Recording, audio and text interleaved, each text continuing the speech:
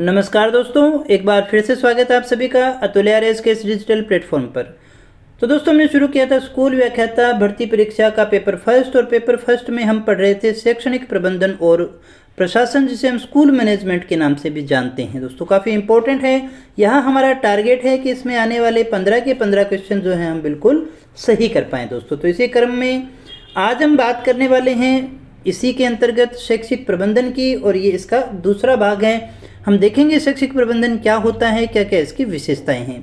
तो यहाँ पर दोस्तों देखिएगा, ये हमारा पहला टॉपिक है दोस्तों, एजुकेशनल मैनेजमेंट, शैक्षिक प्रबंधन जो है जिसके विषय में हम पढ़ रहे हैं।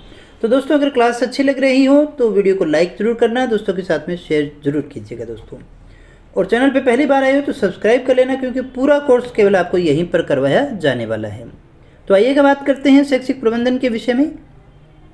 यहाँ सबसे पहले हम बात करने वाले हैं शैक्षिक प्रबंधन के उद्देश्यों के विषय में। तो शैक्षिक प्रबंधन के उद्देश्य क्या, हम यानी एजुकेशनल मैनेजमेंट क्यों करें, इसके पीछे हमारे टारगेट क्या हैं। तो सबसे पहला है कि शिक्षण अधिगम के लिए उचित वातावरण को उपलब्ध करवाना, नंबर 1 हमारा ये रहेगा। बिल्कुल आसान से है दोस्तों, यहाँ पर कुछ भी विशेष चीज़ नहीं है, बस एक बार आप पढ़ लेंगे तो दिमाग में चला जाएगा, आपका क्वेश्चन सही हो जाएगा। जो विद्यार्थी हैं उनमें उत्तम नैतिक और नागरिक गुणों का विकास किया जा सके। मानवीय और भौतिक जो संसाधन हैं, स्कूल के जो मानवीय संसाधन हैं और जो भौतिक संसाधन हैं, उनमें समन्वय स्थापित किया जा सके। अध्यापकों की कार्यक्षमता और व्यावसायिकता में क्या की जा सके, वृद्धि की जा सके दोस्तों। साथ ही साथ शैक्षिक कर्मचारी जो हैं उनको उनकी योग्यता, क्षमता, अनुभव के आधार पर कार्य प्रदान किया जा सके दोस्तों। तो शैक्षिक कर्मचारियों को उनकी योग्यता, क्षमता, अनुभव के आधार पर कार्य प्रदान किया जा सके, ये भी इसका उद्देश्य है। यानी जो शैक्षिक कर्मचारी जो जिस योग्यता का है ना, जो काम कर सकता है, जो उसकी क्षमता है, जो उसका एक्सपीरियंस है, उसके आधार पर उसको कार्य दिए जा सकें। अब हम देखें शैक्षणिक प्रबंधन के तत्वों के विषय में। तो शैक्षणिक प्रबंधन के 3 तत्व अपने मान सकते हैं। जे होटले महोदय जो हैं वो शैक्षिक प्रबंधन के 3 तत्व बताते हैं। एक अदा, प्रदा और प्रक्रिया, यानी इनपुट, आउटपुट एंड प्रोसेस के रूप में देखेंगे। तो अदा इनपुट के रूप में देखिएगा क्या क्या आते हैं। विद्यालय भवन है, विद्यालय का फर्नीचर है, खेल का मैदान है, प्रधानाध्यापक है, प्रशासक है, अध्यापक है, विद्यार्थी, शिक्षा, अधिगम सामग्री, नवाचार, तकनीकी आदि हैं दोस्तों। यानी जिनसे एजुकेशन दी जा सकती है, या हम कहें स्कूल के भौतिक और मानवीय जो संसाधन हैं उसकी अपनी बात कर रही हैं। तो ये सारे इसमें आएंगे, अन्यथा याद कर लीजिएगा इसको।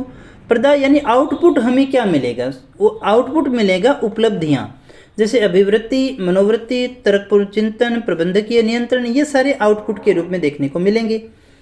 और प्रक्रिया, प्रोसेस की बात करें तो इसके अंतर्गत वित्तीय विभाजन की जो हमारी व्यवस्था है, क्रय विक्रय है, संचार है, कार्मिक है, कार्यालय हैं, कार्मिक कार्यालय हैं, ये सारी चीज़ें जो है हमारी शैक्षिक प्रबंधन के मूल तत्वों के अंतर्गत आती हैं, जिनको हमें इस्तेमाल करना पड़ता है शैक्षिक प्रबंधन के लिए।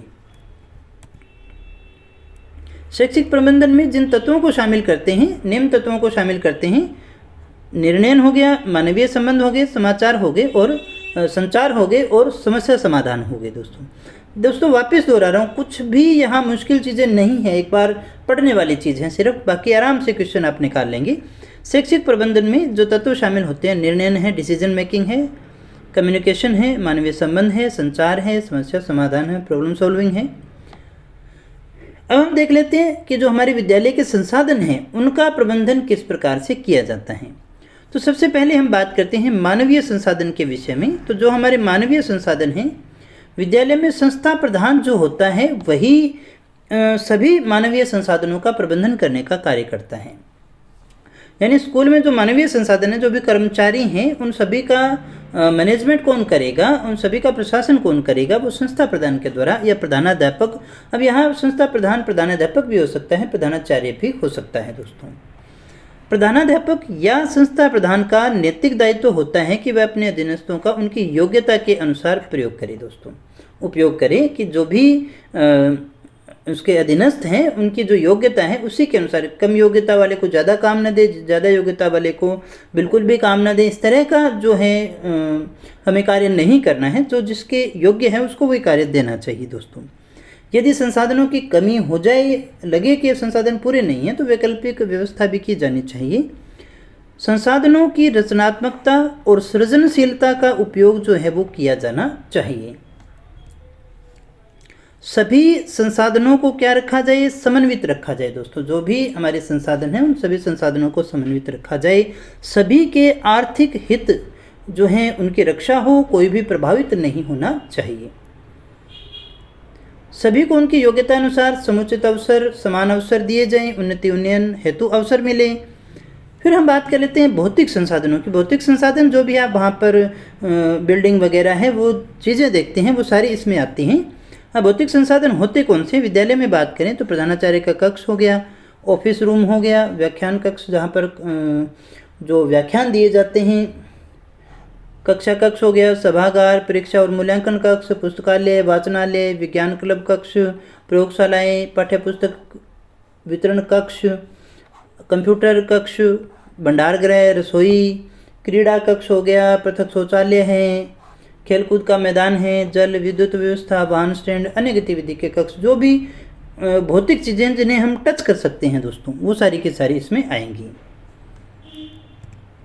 पुस्तकालय, अब एक एक करके देखें इन चीज़ों को। तो पुस्तकालय जो है कार्लाइल के अनुसार पुस्तकालय जो है वर्तमान युग का आधुनिक विद्यालय वह विद्यालय है जो आधुनिक पुस्तकों का संकलन करता है दोस्तों। यानी आधुनिक विद्यालय हम उसे कहेंगे जो आधुनिक पुस्तकों का संकलन करता है। पुस्तकालय के लिए एक इम्पोर्टेंट बात है, और सबसे इम्पोर्टेंट बात है, पुस्तकालय को विद्यालय का रत्न सागर या संदर्भित ज्ञान स्रोत भी कहते हैं। विद्यालय का रत्न सागर किसे कहेंगे? पुस्तकालय को। और पुस्तकालय को विद्यालय का हृदय भी कहा जाता है दोस्तों। यहाँ से काफ़ी इम्पोर्टेंट क्वेश्चन बनते हैं, ये बहुत ही इम्पोर्टेंट फैक्ट है। पुस्तकालय को विद्यालय में मूल शिक्षक की संज्ञा भी दी जाती है दोस्तों।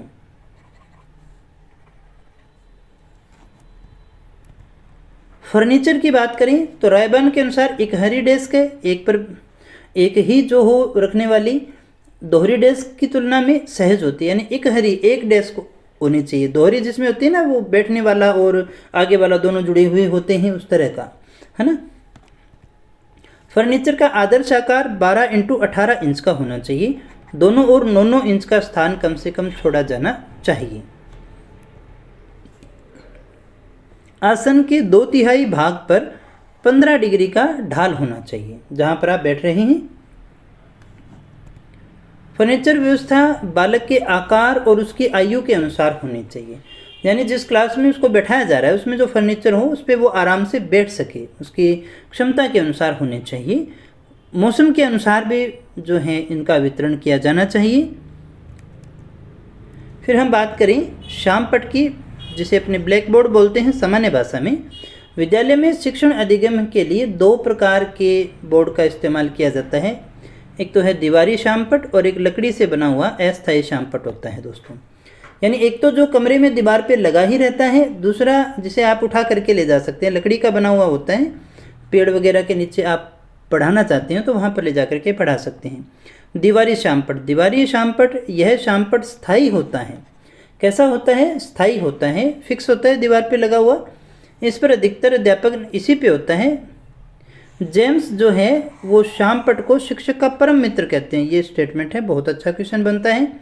अब तो आपने देखा होगा स्मार्ट डिजिटल बोर्ड का प्रयोग भी किया जाता है। हालांकि आपकी पुस्तकों में नहीं लिखा हुआ है, लेकिन आपको पता होना चाहिए कि अभी तो डिजिटल बोर्ड का यूज़ हो रहा है।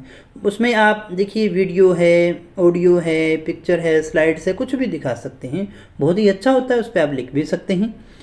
वर्तमान में श्वेत और ग्रीन बोर्ड का प्रयोग ज़्यादा होता है। ब्लैक बोर्ड का प्रयोग तो अब तो न के बराबर ही होना शुरू हो गया है दोस्तों। लकड़ी से बने हुए अस्थायी श्यामपट्ट की अभी हमने बात की है। शैक्षणिक भ्रमण के दौरान इसका इस्तेमाल किया जा सकता है। बाहर जब आप पढ़ा रही हों, पेड़ के नीचे पढ़ा रही हों, तो इसका उपयोग किया जा सकता है। विद्यालय समय सारणी की बात करें तो विद्यालय समय सारणी जो है समय विभाग चक्र समय वितरण योजना के नाम से भी जानी जाती है। विद्यालय समय सारणी को विद्यालय का स्पार्क प्लग कहते हैं। ये क्वेश्चन अच्छा क्वेश्चन है। किसे कहते हैं? कालांश अवधि और दिवस अवधि का सिद्धांत क्या कहता है? सर्दियों में बड़े शिक्षण कालांश होने चाहिए, शिक्षण दिवस बड़ा होना चाहिए, लेकिन गर्मियों में शिक्षण कालांश कैसे होने चाहिए? छोटे होने चाहिए। कालांश क्रम और विषय क्रम का सिद्धांत ये कहता है इस तरह से आपको होना चाहिए। सबसे पहले प्रार्थना सभा हो जाए, पहले पीरियड में सरल विषय पढ़ाया जाए, दूसरे पीरियड में जटिल विषय, तीसरे में सरल विषय, चौथे में जटिल विषय, और फिर एक जीरो कालांश आना चाहिए जिसे अपने हाफ टाइम के नाम से जानते हैं। पाँचवें पीरियड में सरल विषय, छठे के अंदर जटिल विषय, सातवें और आठवें में रचनात्मक जो कार्य है वो करवाना चाहिए। वार क्रम का सिद्धांत कहता है कि सोमवार को नई विषय वस्तु प्रारंभ नहीं करनी चाहिए।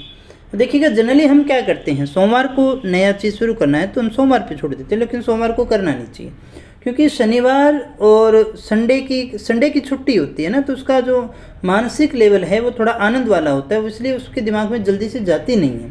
तो सोमवार को नई विषय वस्तु प्रारंभ नहीं करनी चाहिए, इसीलिए इसको मना किया जाता है। शनिवार का दिन जो है रचनात्मक और सांस्कृतिक गतिविधियों वाला होना चाहिए। पहले ही आपने जब पढ़ रहे होंगे स्कूल में तो बाल सभाएँ इस समय होती रही होंगी। विद्यालय अभिलेख की बात कर लेते हैं हम। विद्यालय अभिलेख यानी विद्यालय के जो डॉक्यूमेंट हैं हम उनकी बात कर रहे हैं। विद्यालय अभिलेख विद्यालय संचालन की गतिविधियों का सूचना पत्र होता है, रिकॉर्ड हम सामान्य भाषा में इसे कह सकते हैं। ये विद्यालय प्रबंधन का दर्पण होता है। विद्यालय में कौन कौन से आलेख होते हैं, अभिलेख होते हैं, सॉरी, ये याद रखना है। छात्र पंजिका ऐसा रजिस्टर होता है जिसमें सारा उसका रिकॉर्ड होता है। छात्र की उपस्थिति पंजिका है, ये खाली नाम भर हैं दोस्तों। अध्यापक की उपस्थिति है, कैसे लगेगी, समेकित उपस्थिति। स्टॉक रजिस्टर है जो अस्थायी स्टॉक रजिस्टर भी होता है। पोषाहार, बच्चों को जो खाना दिया जाता है वो वाला। निःशुल्क पाठ्य पुस्तिका का जो वितरण होता है वो भी होता है। परीक्षा फल का जो रजिस्टर है वो भी हो जाएगा। डिस्पैच रजिस्टर, जो ऑफिस से लेटर भेजे जाते हैं वो डिस्पैच में आते हैं। इसी तरह से जैसे डिस्पैच होता है ना, उसी प्रकार से एक पत्र प्राप्ति रजिस्टर भी होता है, जो भी ऑफिस को लेटर मिलते हैं उसमें रखे जाते हैं। सर्विस बुक, सेवा पुस्तिका, जो भी कर्मचारी होता है उसकी एक सेवा पुस्तिका होती है, कब लगा था, कब छुट्टियाँ ली, वो सारा रिकॉर्ड उसमें होता है, वो रखी जाती है। छात्र शिकायत पंजिका भी होती है। छात्र की स्वास्थ्य पंजिका भी होती है, जिसमें उसका रिकॉर्ड रखा जाता है, कितने किलो वजन है, कब बढ़ा, क्या रोग हुआ, सारा उसमें रिकॉर्ड रहता है। एक स्काउट गाइड पंजिका भी यहाँ पर उपलब्ध होती है। रोकड़ बही भी रखी जाती है जिसमें कैश का जो ब्यौरा है वो रखा जाता है दोस्तों। एक विजिट रजिस्टर होता है, जैसे कोई चेक करने के लिए आया स्कूल को तो उसमें वो लिख करके जाता है फला तारीख को आया था। संस्थापन रजिस्टर यानी कौन सा अध्यापक का पद स्थापन कब हुआ वो उसमें होता है। जो भी एसएमसी की बैठक है या कोई और बैठकें होती हैं तो उनकी कार्यवाही के रजिस्टर होते हैं। छात्रवृत्ति स्कॉलरशिप की एक रजिस्टर होता है। विद्यालय की डाक का रजिस्टर होता है। लॉग बुक होता है। विभिन्न प्रकार की फाइलें होती हैं दोस्तों, जैसे पोर्टफोलियो फाइल हो गई, जो टीचर हैं उसके पर्सनल फाइल होगी जिसमें उसके डॉक्यूमेंट रहते हैं सारे के सारे। विद्यालय का कैलेंडर बनाया जाता है वो भी होता है इसमें। स्थानीय स्तर पर निर्मित रजिस्टर जो कई बार सामान्य कार्य के लिए, कुछ छोटे मोटे कार्य के लिए बनाए जाते हैं, सामान्य गतिविधियों के लिए, तो वो भी होते हैं। तो दोस्तों बस इतने ही होते हैं और इस टॉपिक में कुछ भी नहीं था। अब बढ़ाने को तो इसको 2 घंटे तक इस पे बात करते जाओ, लेकिन मैंने आपको जो काम की चीज़ें हैं ना वो सारी करवा दी। आपको इतना ही याद करना है दोस्तों, इस टॉपिक में इतनी ही चीज़ें हैं। तो एक बार सुन लेंगे, दो बार सुन लेंगे तो भी आपका कोई क्वेश्चन गलत होने वाला नहीं है। जब हम क्वेश्चन की प्रैक्टिस करेंगे तो आप देखेंगे किस तरह से क्वेश्चन पूछे जाते हैं, क्या क्या चीज़ें इसमें इंपॉर्टेंट होती हैं दोस्तों। तो दोस्तों आज के लिए इतना ही। कल अपने नया टॉपिक शुरू करेंगे। वैसे भी इसमें छोटे छोटे टॉपिक हैं, इसके अंदर ज़्यादा बड़े टॉपिक है ही नहीं दोस्तों। तो मिलते हैं नेक्स्ट वीडियो में, तब तक क्यों बने रहे हमारे साथ। Thank you very much.